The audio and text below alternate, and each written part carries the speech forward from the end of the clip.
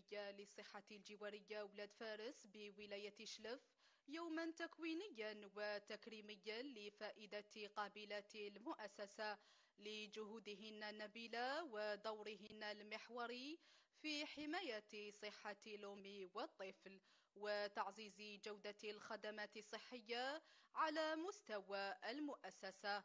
تغطية مختار بن علي. اليوم اخترنا باش يكون يوم تكريمي تحفيزي وكذلك يوم تكويني. نظمنا هذا اليوم بدعوة جميع قبيلة المؤسسة. قدرنا باش نستضيفوا الدكتور راجح، أخصائي في طب النساء، اللي كان عنده تدخل وحصة قيمة كانت لفائدة القبيلات، وهو يعتبر بمثابة رسكالة وتكوين على تقنيات جديدة في مجال عملهن. اليوم العالمي للقابلة يحتفل به سنويا مصادف ل5 ماي من كل سنة.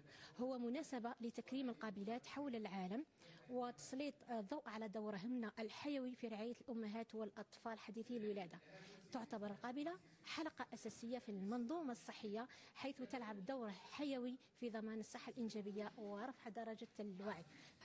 خدمت مدة كقابلة مدة 32 سنة.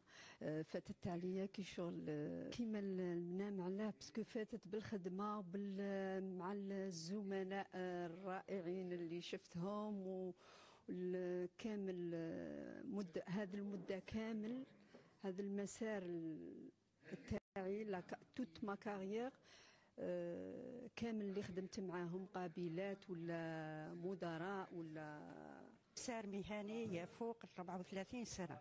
بهذه المناسبة السعيدة الجميلة أتقدم بالشكر الخاص إلى كل من سهر على إحياء هذه المناسبة، وأخص بالذكر المديرة، أخص بالذكر كل من ساهم من بعيد ومن قريب على إحياء هذه المناسبة الجميلة.